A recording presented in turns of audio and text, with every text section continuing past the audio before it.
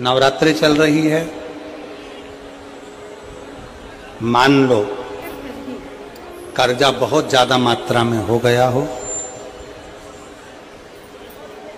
Peak अच्छी नहीं आई हो, फसल अच्छी नहीं आई हो, बहुत टेंशन की जिंदगी अगर चल रही हो, बहुत चिंता ग्रसित कर रखी हो और ऐसा लग रहा है कि पैसे की आवक कहीं से नहीं है और टेंशन बढ़ता जा रहा है, तो ये नवरात्रि जब पूर्ण हो तो दशमी जब तिथि आए, 9 दिन पूरे होने के बाद जब दसवीं तिथि आए, दशमी दशहरा, चैत्र का जो दशहरा, नवरात्रि पूर्ण होने के बाद में जो दशमी तिथि आए,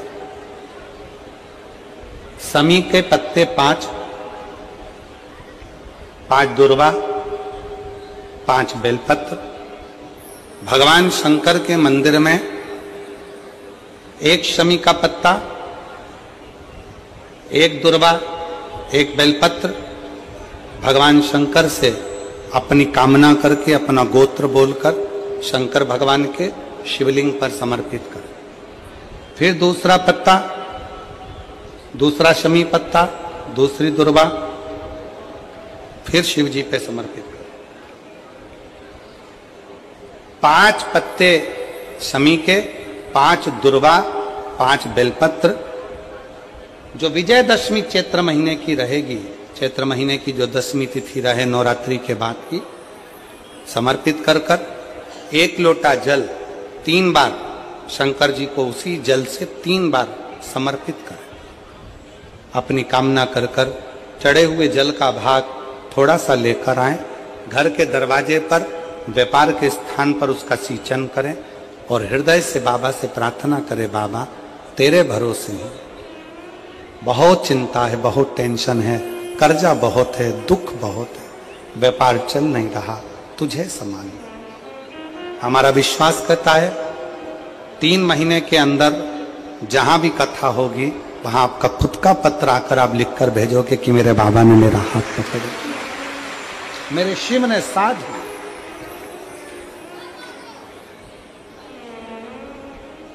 विजयदशमी पर शमी के पत्र की बड़ी महत्वता होती है।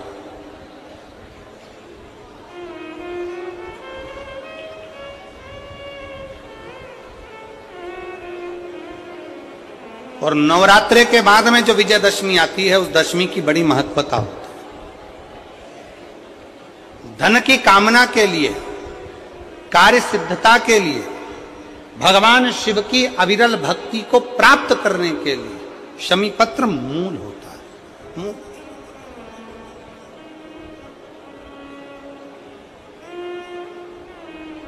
और हम तो बिल्कुल कहेंगे शहादा वालों से भी, और जितने आस्था चैनल पर कथा सुन रहे हैं, जितने टीवी पर कथा सुन रहे हैं, मोबाइल पर कथा सुन रहे हैं, कि कभी कभी 2 स्थान पर दीप लगाने में पीछे मत हटो। पहला, बेलपत्री के वृक्ष के नीचे। दूसरा, कहीं मौका लग जाए तो शमी के वृक्ष के नीचे भी कभी कभी अपनी कामना के लिए बाबा से प्रार्थना कर कर कि बहुत कर्जे में लदालूम हूं, बहुत तकलीफ चल रही है, तो बेलपत्री के वृक्ष के नीचे भी दिया लगाओ और शमी के पेड़ के नीचे भी दिया लगाओ। कभी कभी बाबा से प्रार्थना, फल मिलता। समय आया, ब्रह्मा जी को बड़ का पेड़ बना दिया, बट वृक्ष। ब्रह्मा जी के शीश को बट वृक्ष बना दिया, बट वृक्ष। और फिर शिव कथा का वो भाव, भगवान शंकर, भगवान माता सती का त्याग और सती माता का भस्म होना और पार्वती के नाम से विख्यात होना और शंकर पार्वती का मंगल विवाह होने जा रहा है। शंकर पार्वती जी पधार रहे हैं, जोरदार ताली बजाकर स्वागत, वंदन, अभिनंदन भगवान शिव और पार्वती जी का, जिनका मंगल विवाह यहाँ हो रहा है। पार्वती मैया, भगवान शंकर, गुरु विष्णु, गुरु शिव।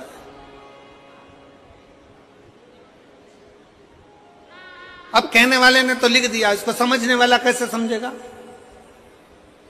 तो कहा 6 चीजें शिव महापुराण की कथा में पहुंचने पर गुरु के मुख से शंकर का गुणगान श्रवण करने पर 6 चीजें समाप्त हो जाती है। पहले नंबर पर शंका।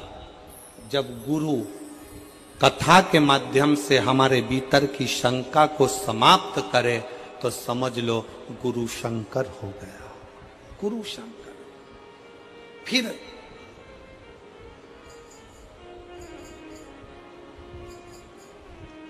गुरु शिव महापुराण की कथा के माध्यम से आपके भीतर के मोह को भंग करे तो समझ लो कि गुरु मोहन हो गया,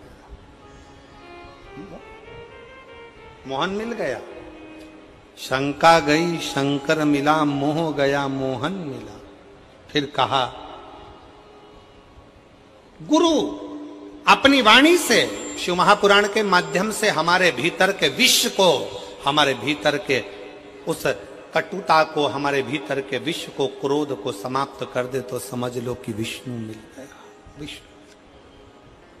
और गुरु हमारे भीतर के भ्रम को समाप्त कर दे तो समझ लो कि ब्रह्मा मिल गया, ब्रह्मा। और गुरु हमारे भीतर की दुर्गति को समाप्त कर दे तो समझ लो कि दुर्गा मिल गई।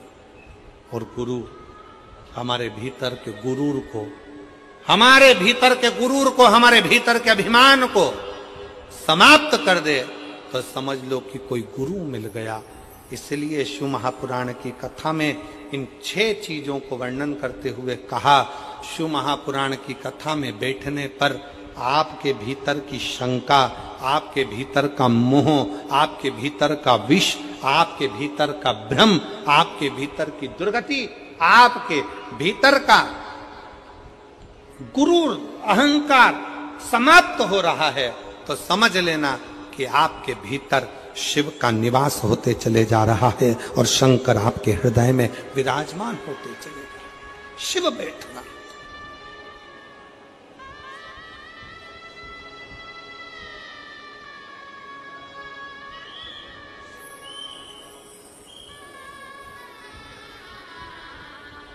एक अभिमत्ता आपके भीतर से चली जाए, अभिमान चला जाए, अहंकार चला जाए। आज कितनी खुशी की बात है, यहां पर जितनी मेरी जीजियां बैठी हैं, मैं सोफे वालों की तो बात नहीं कर रहा हूं, मैं तो यहां जो जमीन पर जो लोग बैठे हैं मैं इनकी बात कर रहा हूं। ये लोग जो जमीन पर बैठे हुए हैं ना, इनमें कई लोग बहुत करोड़पति भी होंगे, हीरे की चूड़ी पहनने वाले भी होंगे, पर आज खुशी का बात यह है कि आप शंकर के चरणों में जब अपने आनंद के साथ बैठकर कथा का रसतत्व ग्रहण कर रहे हो ना, तो ऐसा लग रहा है कि वास्तवता है कि शंकर को आपके जैसे भक्तों की जरूरत है, जिसके भीतर एकाग्र चित्तता, जिसके भीतर एक आनंदता बैठा है।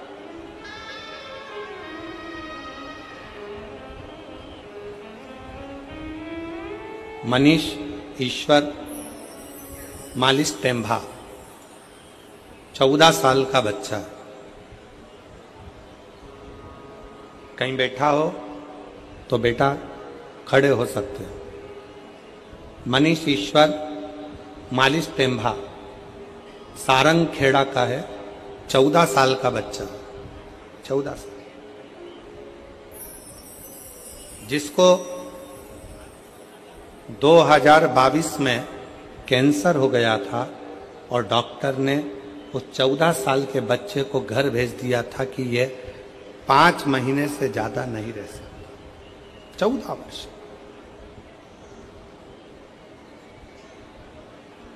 दो 2022 में कैंसर हुआ, 5 महीने से ज्यादा यह नहीं रह सकता।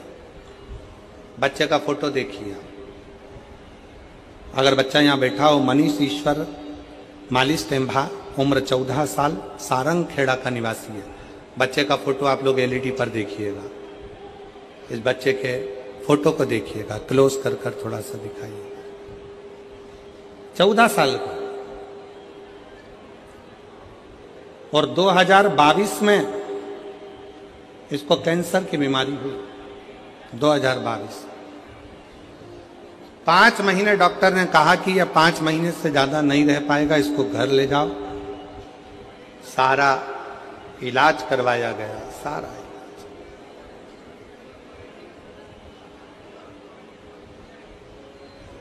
पत्र में लिखा, मेरा लड़का मनीष 2022 में इसको कैंसर हो गया।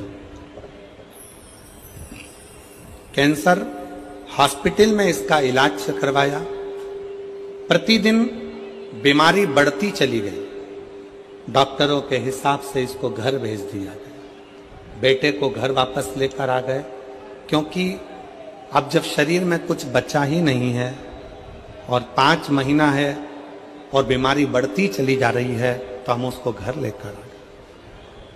घर लाने पर हमने टीवी पर पहली बार आपका कथा देखी। मेरे बेटे ने कहा, मां बस यही महाराज को चला दो, मैं देखता रहूंगा। और 5 महीना डॉक्टर ने दिया है मां, इनको देखते देखते मैं चला जाऊंगा। टीवी चालू करके मेरी मां छोड़ देती, मैं टीवी देखता रहता।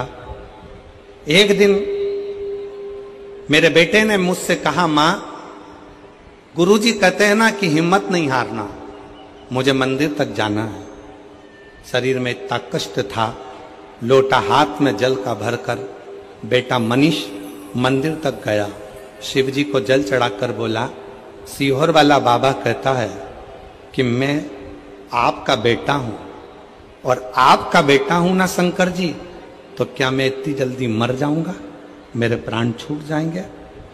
आप मुझे बेटा मानते हो ना बाबा, तो वो सीहोर वाले गुरुजी का कहना मानो और मेरा कैंसर ठीक करो ना बाबा। 5 महीने दिए हैं, जिसमें से 2 महीने निकल गए हैं, 3 बचे हैं।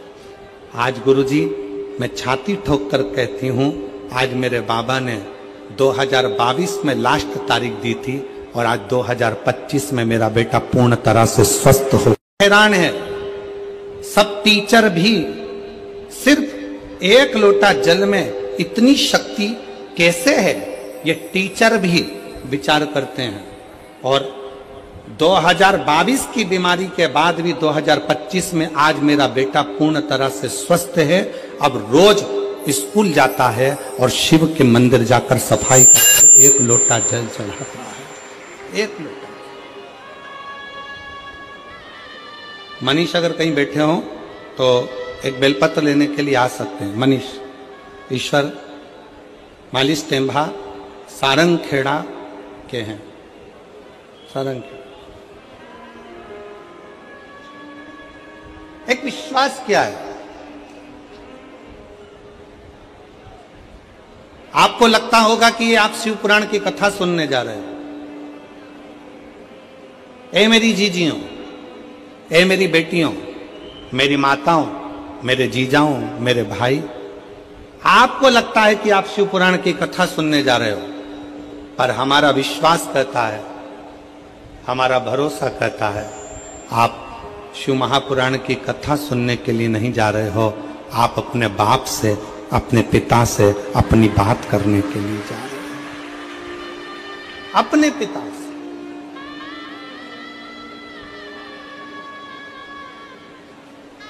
जो लड़का पलंग पे से नहीं उठ सकता, जो लड़का पलंग पर पड़ा रहेगा डॉक्टर के हिसाब से, जो उठ नहीं सकता, वो अपनी मां से कहता है कि महाराज की कथा चला दो, मुझे सुनना है और चलने दो। उसका कितना विश्वास होगा, उसका कितना भरोसा होगा, उसकी कितनी दृढ़ता होगी।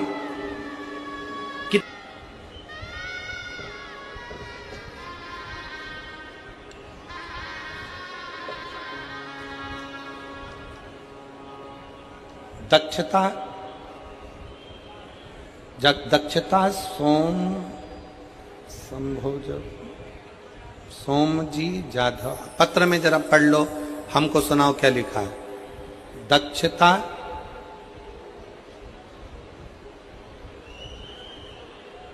शोभा जी जाधव कि शोभ जी जाधव, ठीक है, तुम पढ़ लिए ना, हाँ अच्छे से पढ़ लो। मेरा मोबाइल नंबर ये है,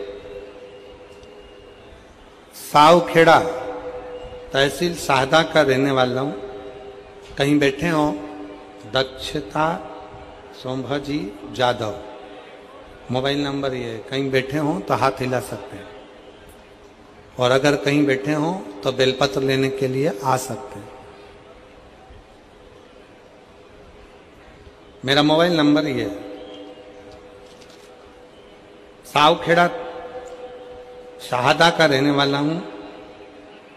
मेरे पापा को 31/3/2006 को कैंसर हुआ। हमारे दादाजी और मेरे पापा जी जांच कराने के लिए शाहदा हॉस्पिटल में गए। वहां जाकर दवाई करवाई। डॉक्टर ने बताया कि उनको कैंसर हो गया। तुरंत उनको मुंबई लेकर जाओ। मुंबई में टाटा हॉस्पिटल में जांच लेकर गए। फिर मेरे दादाजी ने वहां पर जांच करवाई तो पता पड़ा कि उनको कैंसर है, और कैंसर भी शरीर में फैल चुका है। अब करें तो करें क्या? तब डॉक्टरों की दवाई लेकर जांचें करवाते हुए जो जो डॉक्टर बताए वैसे वैसे रिपोर्टें मंगवाते हुए हम उनको लेकर आ गए। डॉक्टर ने कहा ये तारीख दी है, इस तारीख तक वापस उनको लेकर आओ। हम फिर पुनः उनको लेकर गए। कैंसर की फिर जांच कराई तो कैंसर का क्रम बढ़ता हुआ दिखा। तभी मेरे पापा के दोस्त ने मुझे बताया कि टीवी पर, मेरे पापा के दोस्त बोले कि टीवी पर आस्था चैनल पर शिव महापुराण की कथा आती है, वो प्रदीप मिश्रा जी कथा सुनो, चालू करो। और हम रोज शिवजी के मंदिर जाकर एक लोटा जल शिवजी पर चढ़ाकर बेलपत्र लाकर पापा को खाने के लिए दिया करते। फिर हम और मेरे पापा रोज मंदिर जाने लगे।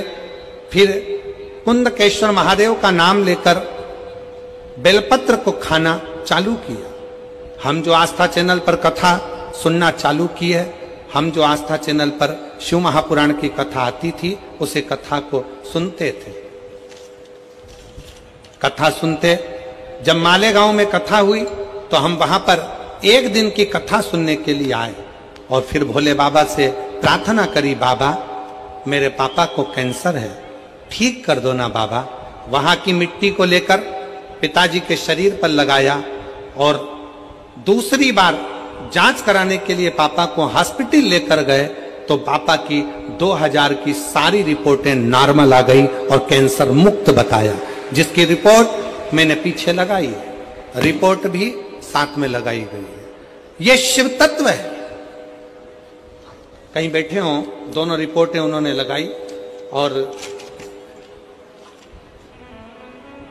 दक्षता सोमजी जाधव, मेरा मोबाइल नंबर ये है। सावखेड़ा तहसील शाहदा का रहने वाला हूं। कहीं बैठे हों तो आप एक बेलपत्र लेने के लिए आ सकते हो। एक विश्वास किसको कहते, एक भरोसा किसको कहते। एक पत्र और बड़ा सुंदर है, देखिए।